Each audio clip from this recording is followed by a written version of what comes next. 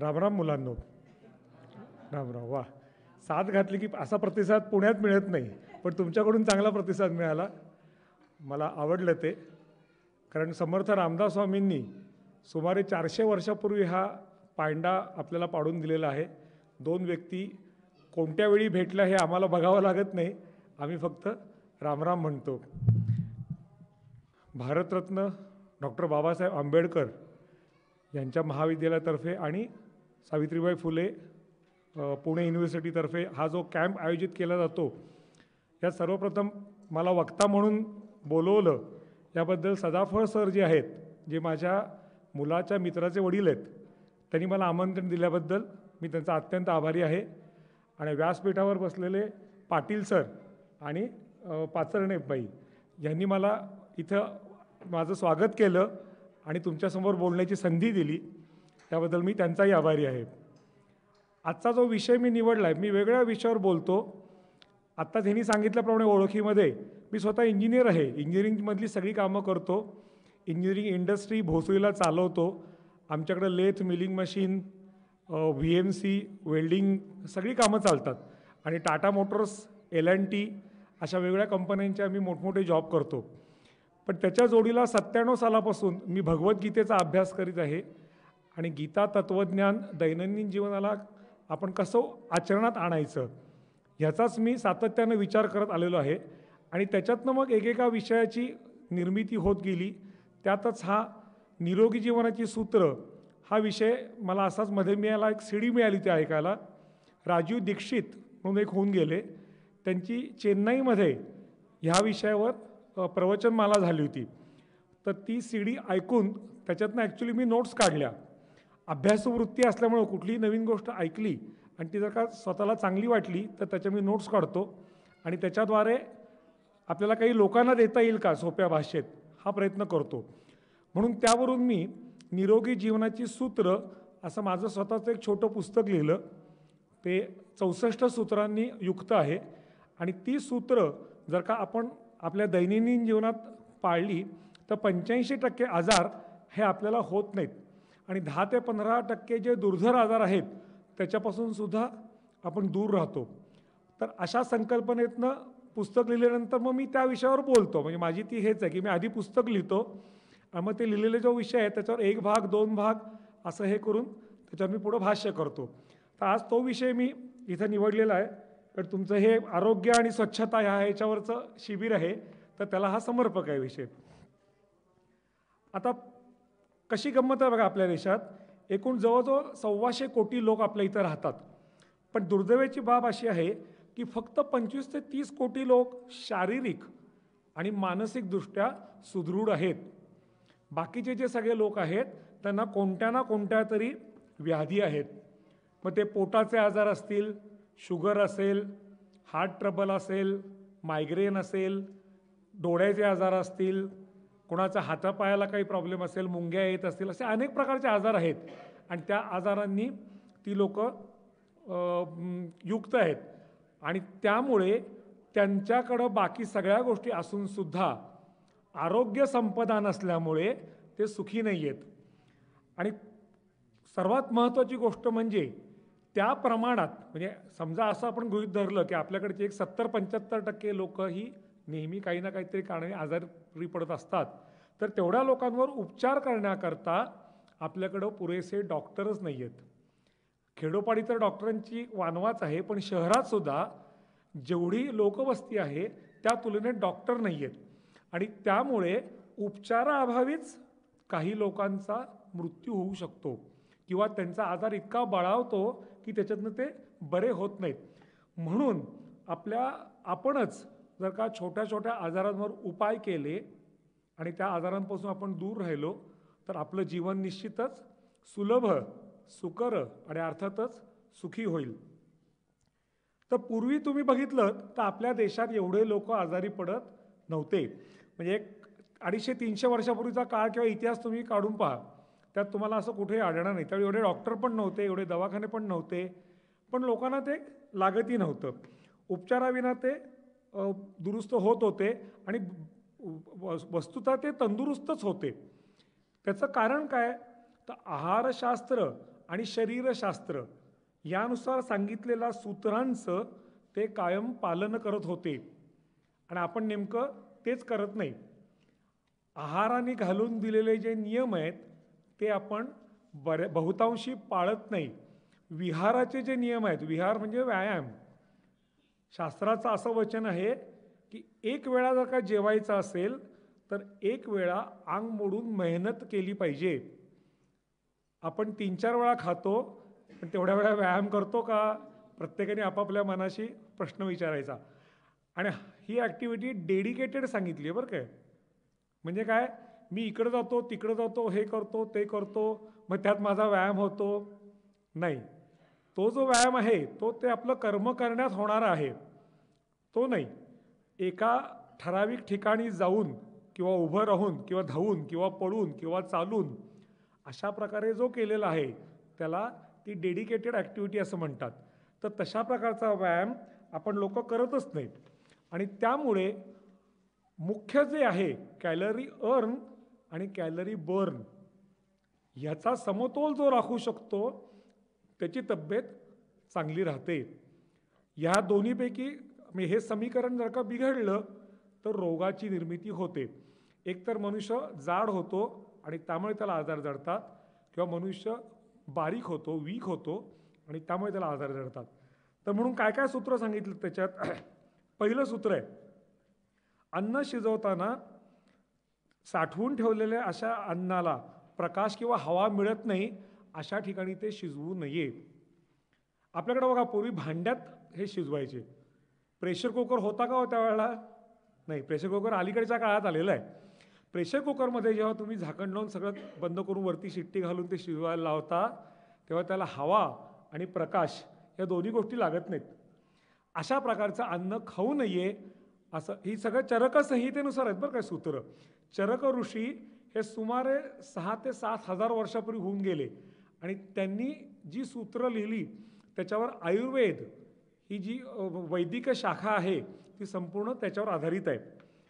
तर थोडक्यात त्यांना असं सांगायचं आहे की प्रेशर कुकर, फ्रीजच्या मधल्या अन्नाला सुद्धा हवा आणि प्रकाश लागत नाही.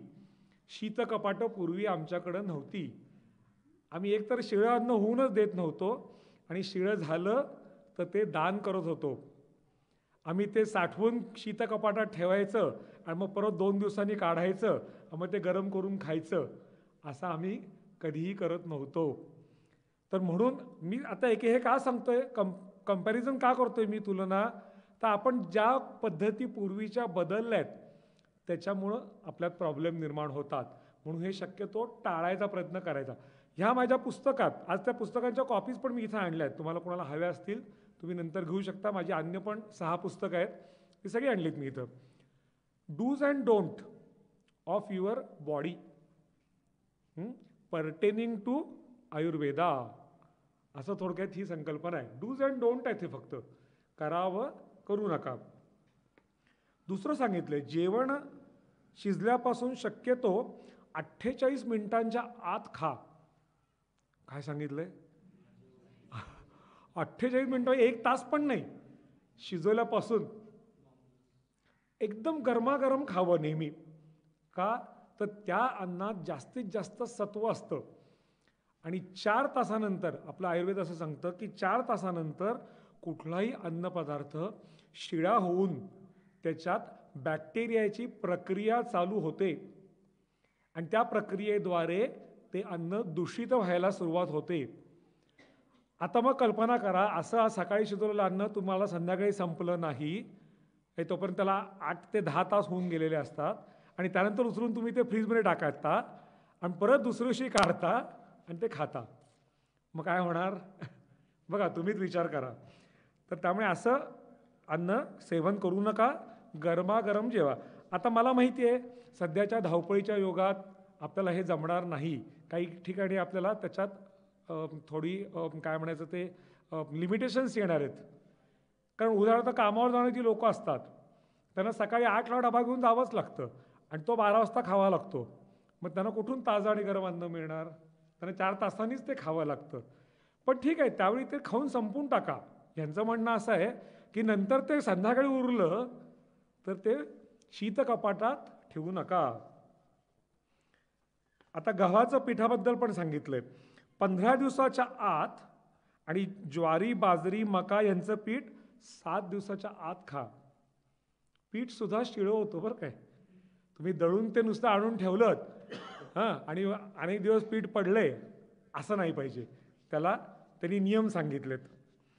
पुढं ते सांगतात, रोज जात्यावर 15 मिनटं दळण करा. दळा जात्यावर. जात्यावर दळणं हा पाठीचा जो काढायचा जे माकडहाड जी आहे ते आणि पोट सुटतं ज्यांचं त्यांच्याकरता अत्यंत उत्तम व्यायाम आहे. आता तुम्ही म्हणाला हल्ली घरात जातीच कुठं असतात तर कसं काय दळणार. तर मिळतात, जाती मिळत नाही तसं नाहीत.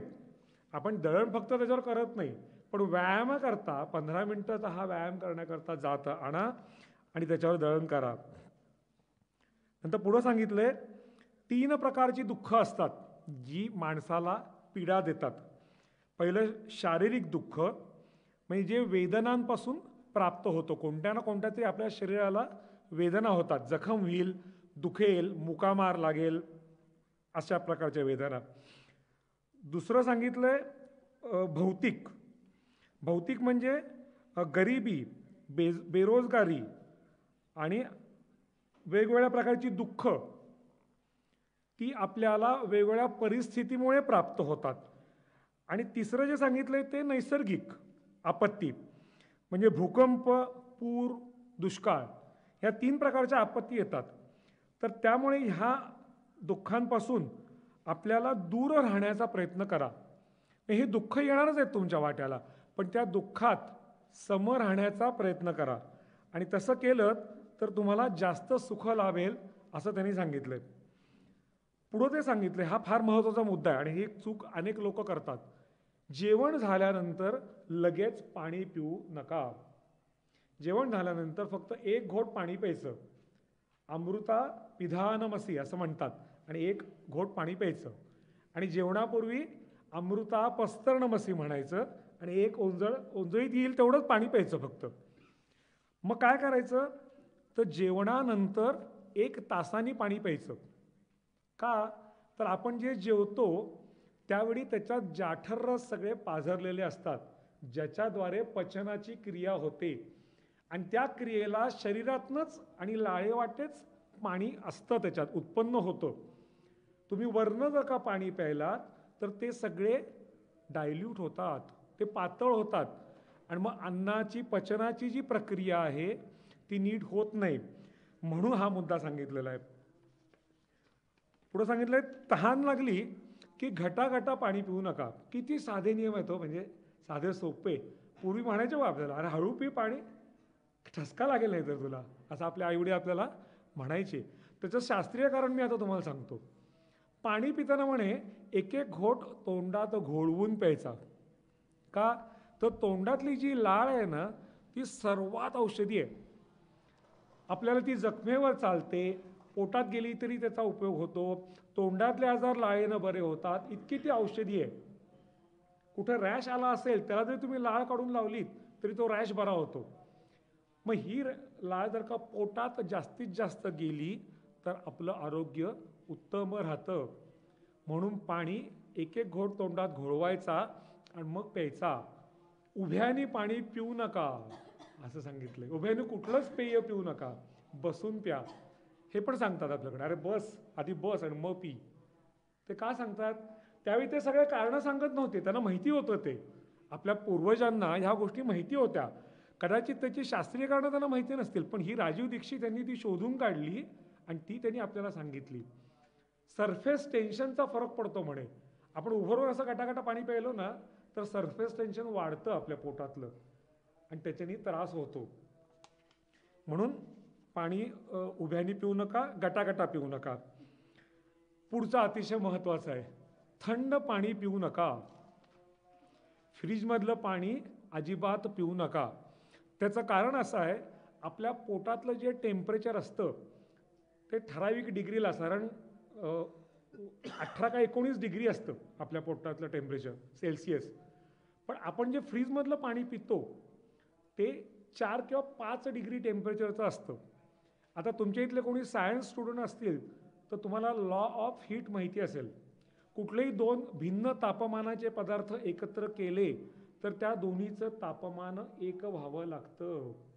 जूलचा लॉ आहे तो. बरोबर, ती जूल म्हटली मी लिप रीड केले तुझी तर तो जूलचा लॉ आहे. मग ते आपल्या पोटात घडतं, म्हणजे घडवावंच लागतं. तुमची इच्छा असो वगैरे नसतो, कारण तुम्ही टाकलेलं पाणी पोटाने एकदा ॲक्सेप्ट केलं की त्याचं टेम्परेचर रेज करण्याकरता शक्ती आणि रक्त खर्च करावं लागतं, रक्त पुरवठा तिथं द्यावा लागतो. आणि त्यात काय होतं, आपलीच एनर्जी वेस्ट होते. म्हणून अतिगरम म्हणजे काय, तर समजा 18-19 आपण टेम्परेचर धरलं तर 25-26 डिग्री टेम्परेचरचं काही पोटात टाकू नका. आणि 4-5 डिग्रीचं टेम्परेचर ही कुठला पदार्थही पोटात टाकू नका. आता ह्यात आईस्क्रीम पण आलं बरं काय. हां, आईस्क्रीम तर त्याच्यापेक्षा कमी डिग्रीला असतं म्हणून ते घट्ट राहतं. ते तर 1-2 डिग्री किंवा मायनस टेम्परेचरसुद्धा असू शकतं आईस्क्रीमचं. मग आईस्क्रीम कधीही खाऊ नका. शीतपेय पण आली याच्यात, थम्सअप, पेप्सी, कोका कोला. कोण कोण पिते रे तुमच्यापैकी शीतपेय? मला हात वर करा जरा. हां, प्रामाणिकपणे हात वर करा. बापरे, सगळे हात वर आले. मी अजिबात कधीही शीतपेय पित नाही. मी नारळाचं पाणी पितो, कोकमचं सरबत पितो, ते सुद्धा साध्या पाण्यातलं, बर्फ टाकलेलं नाही. उसाचा रस पितो, लिंबू सरबत पितो. आणि हे सगळं रस्त्यावर मिळतं. जिथं तुम्हाला शीतपेय मिळतात तिथं हे पण मिळतं, मिळत नाही असं नाही. आणि ह्या सगळ्या मी सांगितलेल्या पदार्थातनं तुम्हाला काही ना काहीतरी घटक पदार्थ मिळतात. त्या शीतपेयात काहीही नसतं. जाऊ दे, शीतपेय हा माझा फार वेगळा स्वतंत्र व्याख्यानाचा विषय आहे, पण त्याच्यावर सांगतो, शीतपेय पिणं टाळा. आजपासून या मारुती समोर शपथ घ्या की मी शीतपेय पिणार नाही. दोन विरुद्ध गोष्टी एकत्र खाऊ नका असं सांगितलं. गरम गार कांदा आणि दूध, त्याचे गुणधर्म वेगळे असतात. ते एकत्र खाल्ले की त्रास होतो. दूध आणि दही, दुधापासून आणि दह्यापासून बनवलेले पदार्थ ते कधी एकत्र खायचे नाहीत. आणि आपण तुम्ही आजकालचं हे बफे बघितलेत ना, तर त्यातल्या अनेक आहारात हे असं एकत्र करून तुम्हाला ते असं छान सजवून देतात आणि आपण ते अगदी चवीनं खातो ते. तर तसं करू नका. रोज एक पान खा म्हणून सांगितलंय त्यांनी.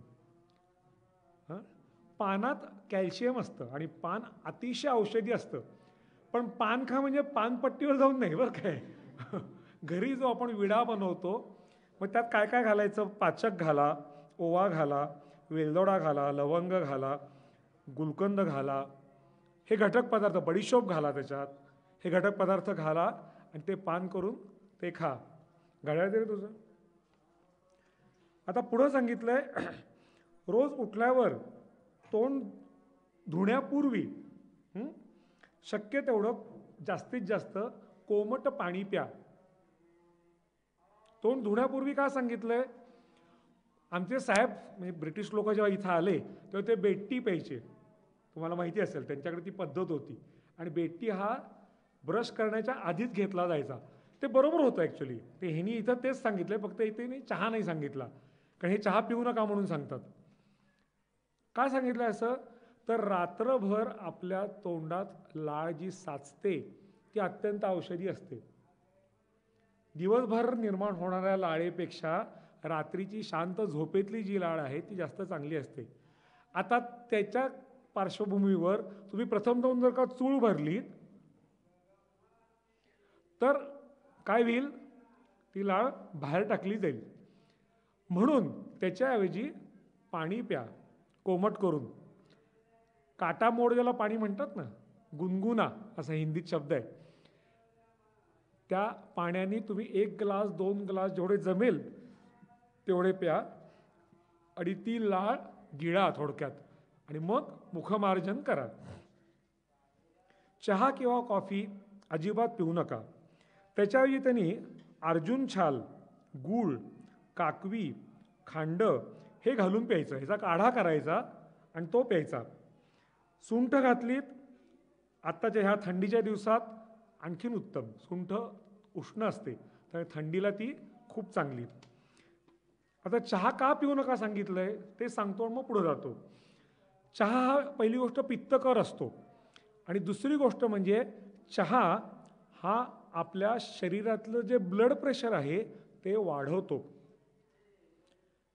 उष्ण प्रदेशात राहणाऱ्या लोकांचं ब्लड प्रेशर हे अधिक जास्त असतं आणि त्या तुलनेत जर्मन, इंग्लंड हे जे देश आहेत जिथं थंडी असते कायम, वर्षाचे 12 महिने ज्यांच्याकडे थंडी असते त्यांच्याकडच्या लोकांचं ब्लड प्रेशर कमी असतं आणि ब्लड प्रेशर कमी असेल तर कार्य नीट होत नाही.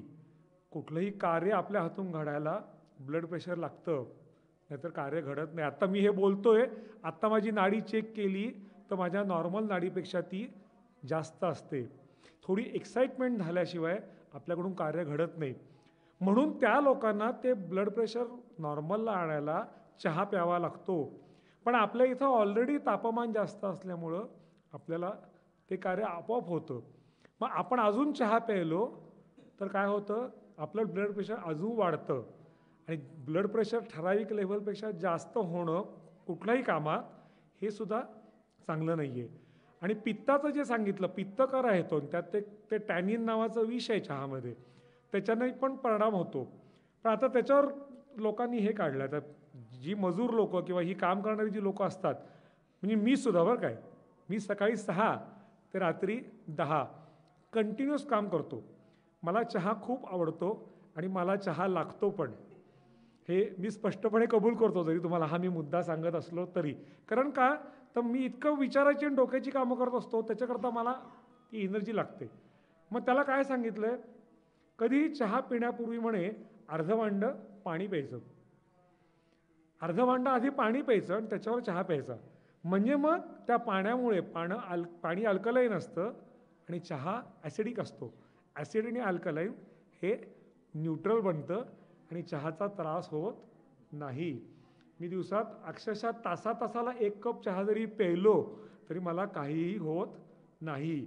आणि नशिबानं मला शुगर वगैरे काही नाही आहे, त्यामुळे मला कुठल्याही प्रकारचा चहा चालतो.